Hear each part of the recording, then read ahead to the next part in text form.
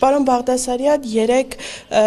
տեղի ունեցավ ԲԴԽ նիստ, որի ընթացքում կասեցվեցին ԲԴԽ նախագահի լիազորությունները, այս ամենի կոնտեքստում սա ինչպես եք դուք գնահատում եւ կարելի է այստեղ քաղաքական տարեր տեսնել, թե ոչ։ Օրենսդրությունը բավականին հստակ այդ առումով, քաղաքական տարեր ցանկության դեպքում էլ հնարավոր չի տեսնել, որովհետև այդ իրավասությունը վերապահված է օրենսդրության բարձրագույն դատական խորհրդին եւ եթե արկա է անձի նկատմամբ քրեական գործ կամ քրեական հետապնդում, բարձրագույն դատական խորհրդին ներկայացում է համապատասխան զեկուցագիր գլխավոր դատախազության կողմից եւ այդ դրա հիման վրա ԲԴԽ-ն նիստ է գումարում եւ որոշում է կայացնում կասեցնելու ինքը ԲԴԽ-ն եւս մեծ հայցողական լիազորություն չունի, եթե արկա են այդ առաջ բոլոր փաստաթղթերը ինքը պիտի դրական արձագանքի։ Պարոն Բաղդասարյան, տեսեք, Ռուբեն Վարդազարյանը երբ ազգային ժողովում էր, ձեր խմբակցության պատգամավորները տարբեր այսպես հարցեր տվեցին ու 2 օր, կարծես թե պարոն Վարդազարյանին իր հայտնի հայտարարության հետ կապված հարցեր էին տրվում ու շատ քննարկվում էր, հիմա հարուցվեց քրեական գործ Ռուբեն Վարդազարյանի նկատմամբ։ Այս ամենի ֆոնին արդյոք չեք կարծում, որ սա կարող է ընկալվել նաև որպես քաղաքական հետապնդում։ Ընկալման խնդիր չի, եթե հարուցում է քրեական գործ, փաստի արդի կամ քրեական հետապնդում է իրականացվում, ապա այն իրականացում է բարա։ Այսինքն դատախազությունը պետք է տիրապետի բավարար ապացույցներին, որպեսզի նախաքննական մարմինը նման մեղադրանք առաջադրի։ Եթե բավարար ապացույցներ չունեն եւ մեղադրանքը կլինի փուչ, սա հակառակն բացասական էֆեկտ կտա, քան դրական իցեր հարցադրման պատասխանեմ ասում։ Այսինքն ես կարծում եմ, որ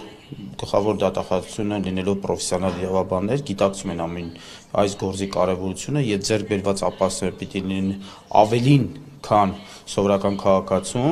նկատմամբ քրեական գործ հարուցելու, քրեական հետապնդում իրականացնելու համար։ Պարոն Բաղդասարյան, Գագիկ Ջահանգիրյանը երբ ընտրվեց ԲԴԽ անդամ, այդ ժամանակ էլ քննարկումներ կային, որ գնում է ԲԴԽ, որպեսզի դատական համակարգը մաքրի, ենթարկեցնի իրեն, նա նաև նմանատիպ հայտարարություն էր արել, որ մաքրելու է այդ համակարգը։ Կարող եք սա դրա համատեքստում ընկալել։ Տեսնում ենք, որ Գագիկ Ջահանգիրյանն է դառնալու ԲԴԽ նախագահ։ Ճիշտ ասած չեմ կարող ասեմ Արդեյլի խմբակցությունում ինչ էին խոսում Գագիկ Ջահանգիրյանը չի գնացել ԲԴԽ անդամ դառնալու, սակայն Արդեյլիում չէին խոսում։ Կարող է թերթերում, կարող է մասնագիտական հարությունը քննարկում էր դա։ Չեմ կարող ասել մասնագիտական հարություն ասելով դուք ինչ նկատի ունեք, բայց ես որպես իրավաբան ունենալով շատ ընկերներ փաստաբաններ այդ կարծիքի չենք եղել, որովհետև Գագիկ Ջահանգիրյանը հանդիսացել է ԲԴԽ անդամ, գիտնական եւ նախագահելու հերթը կներ իր միայն այն դեպքում, երբ որ Վարդազարյանը ժամկետը կլրանար։ Ինչ վերաբերում է հարուցված քրեական գործին, քրեական գործից հարուցումից հետո կամ փաստի արդի հարուցված քրեական գործի բացի անձի նկատմամբ կամ քրեական հետապնդման արդյունքում կասեցնելուց հետո Գագիկ Ջահանգիրյանի ղեկավարելը, ապա դա օրենքով է նախատեսված, ինքը որպես ավագ տարիքով ավագ, անդամ ինքն է ստանձնում նախագահությունը։ Սա օրենք է, որը, այսինքն, եթե պայմանական ասեմ ավագ այլ անձելներ, այլ անձ կղեկավարի տվյալ կառույցը, այսինքն ձեր ներկայացված փաստերը ոչ մի կապ չունեն իրականության հետ։ Դեպքերի հաջորդականությունը, պարոն Բաղդասարյան, այսպես շատերին գոնե կասկածներ է առաջացնում շատերի մոտ, որ սա իշխանության կողմից պլանավորված էր։ Սկզբում Գագիկ Ջահանգիրյանը գնաց բարձրագույն դատական խորհուրդ, Ռուբեն Վարդազարյանի նկատմամբ իշխանական պատգամավորների այսպես կոչված ճակերտավոր ճնշումները, հետո հարուցված քրեական գործը, արդյոք այս դեպքերի հաջորդականությունը, զուգադիպությունները շատ չեն։ Այն որ Գագիկ Ջահանգիրյանը ունի մեծ նման տարիք, ոչ, բնական է դա չէր կարող իշխանությունը պլանավորած լիներ, որ Գագիկ Ջահանգիրյանի տարիքը լիներ ավելին, քան մնացած անդամների տարիքը, իսկ ինչ վերաբերվում է ընթացակարգերը օրենքով այն հայցողական լիազորություն չեն տալիս, այսինքն եթե կա քրեական գործ, կա քրեական հետապնդում, ապա տվել անձի նկատմամբ պետք է կասեցվի իր լիազորությունները եւ ընտրվում է ուղղակի տարիքով ավագ անդամ, այսինքն այնպես չի, որ օրենքներ են փոփոխել, որի արդյունքում է Գագիկ Ջահանգիրյանը այս պահին պաշտոնակատար է։ Օրենքները ընդունվել են նախորդ իշխանության ժամանակահատվածում, այդ օրենքների հայցողական լիազորություն չեն տալիս ոչ իշխանությանը, ոչ ԲԴԽ անդամներին։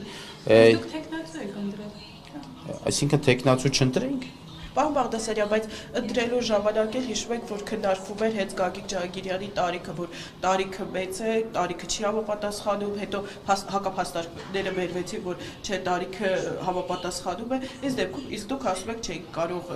գուշակել կամ իշխանությունները չէի կարող ենթադրել, որ ինքը կարող է լինել ամենատարեցը։ Մի փոքր խառնում եք փաստերը, խոսքը նրա մասին էր, որ պարոն Վարդազարյանը հայտարարել էր, որ Գագիկ Ջհանգիրյանի տարիքը ոչ թե մեծ է, այլ Գագիկ Ջհանգիրյանի նա նախատեսում էր, որ դատավորների համար նախատեսված սահմանափակումը 65 տարեկան է, անց էր դա Գագիկ Ջհանգիրյանը եւ Գագիկ Ջհանգիրյանը պարզաբանեց, որ այդ սահմանափակումը բացառապես վերաբերում է դատավոր անդամներին եւ քանի որ իրանք դատավորի պաշտոն զբաղեցնելու զուգահեռ են ԲԴԽ անդամ եւ չի վերաբերվում գիտնական անդամներին եւ դրա վերաբերյալ փաստարկված ներկայացվեն հիմնավորումները, այնուամենայնիվ, եթե չեմ սխալվում, դատավորներից մեկը դիմեց վարչական դատարան, այդ հարցի պատասխանը վարչական դատարանը կարծում եմ սպառիչ կտա։ Արդյոք դուք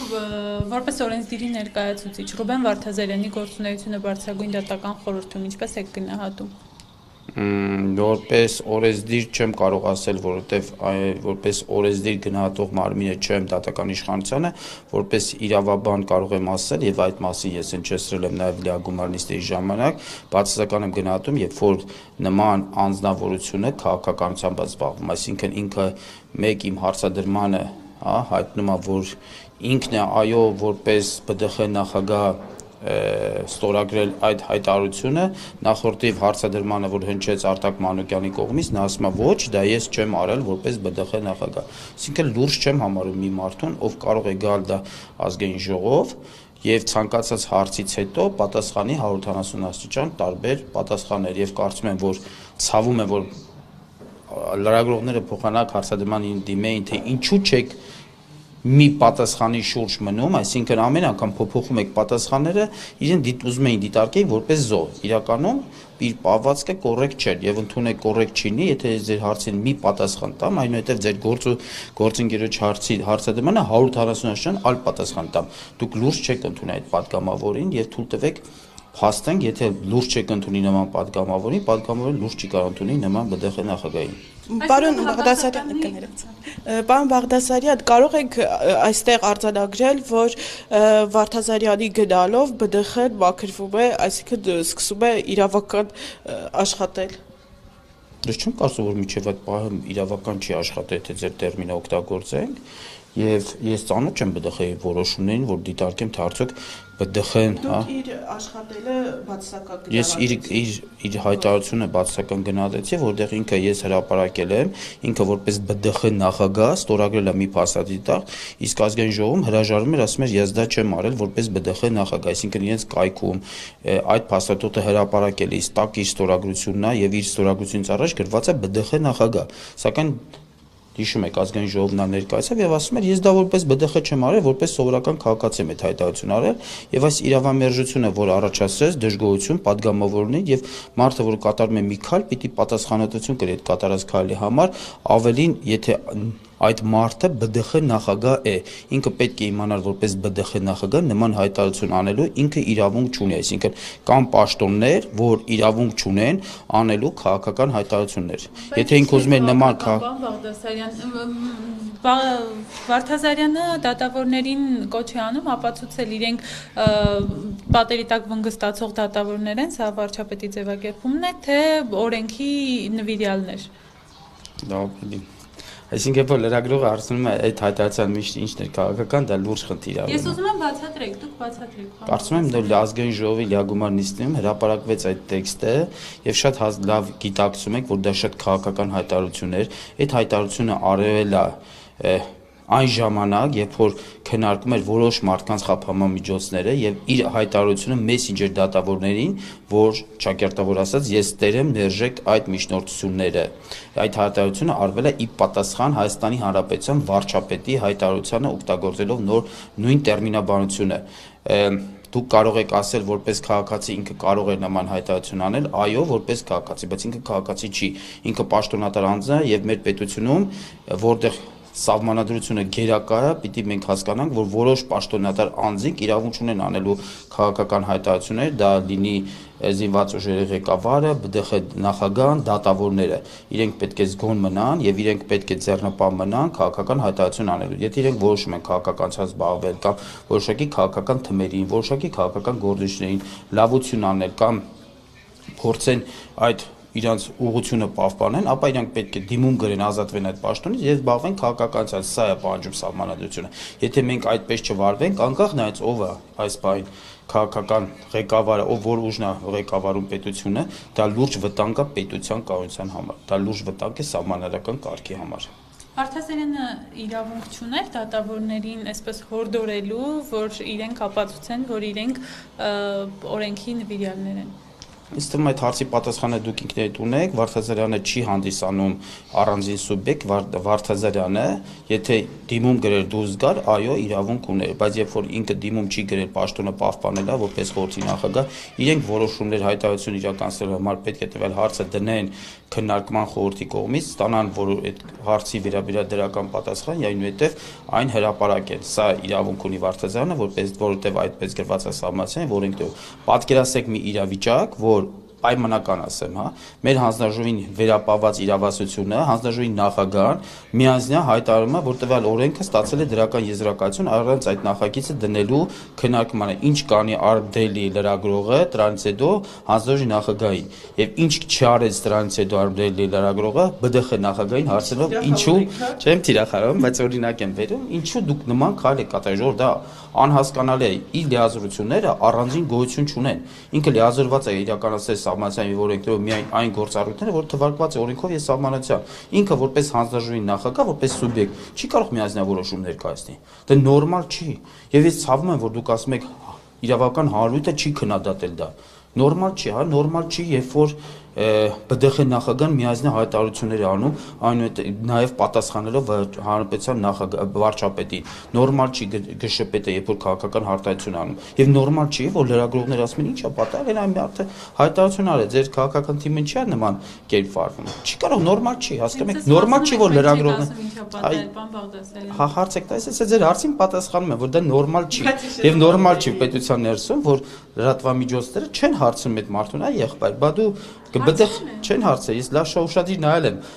հարցադրումները եղել է միայն այն կոնտեքստում, որ ինչ են ուզում ձեզանից իշխանական թևի ներկայացուցիչները եւ չեն հարցնում այս հարգելիս դու ԲԴԽ-ի նախագահ ես, թե հասարակ քաղաքացի, ԲԴԽ-ի նախագահ չգիտես, որ դու որպես խորհրդի պետք է տվյալ հարցը դնես խորհրդի նիստին, խորհրդի դրական որոշում կայացի, նոր հրապարակես, այլ ոչ թե քո անից հրապարակես որպես ԲԴԽ նախագահ մի հայտարարություն, հետո գաս ազգային ժողով ասես, ես դա որպես քաղաքացի եմ արել, այլ ոչ թե ԲԴԽ նախագահ։ Հիմա Ռուբեն Վարդազարյանի նկատմամբ քրեական գործի հարուցումից հետո չեք կարծում, որ ձեզ էլ ասելու են, որ քանի որ իշխանության ներկայացուցիչները Վարդազարյանի հայտարարությունը որպես քաղաքական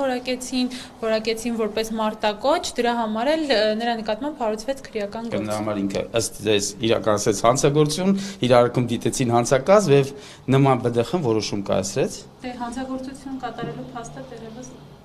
հանցագործություն կատարելու փաստը դեռևս ապացուցված չի, բնական է դա կապոցի դատան է, բայց եթե կա հանցակազմի տարեր, քննչական մարմինը ստիպված է իրեն առաջադրել մեղադրանք քրեական հետապնդում իրականացնել կամ հարուցի քրեական գործ։ Եթե ինքը չի կատարել որևէ արարք, ես արդեն իսկ հայտնել եմ, լիարժեք հնարավորություն ունի այն վիճարկելով վերադարձ դատախազին եւ եթե դրական որոշում չստացած լինի, վիճարկելով դատական համակարգի ինքն էր ամբողջից գովում, որ մեր դատական համակարգը ավելի անկախ է, քան նախկինում, ինչը իրականությանը լիովին համապատասխանում է, այսինքն ամբողջ ելույթում այդ փաստը ես ընդունում եմ ճշմարտություն։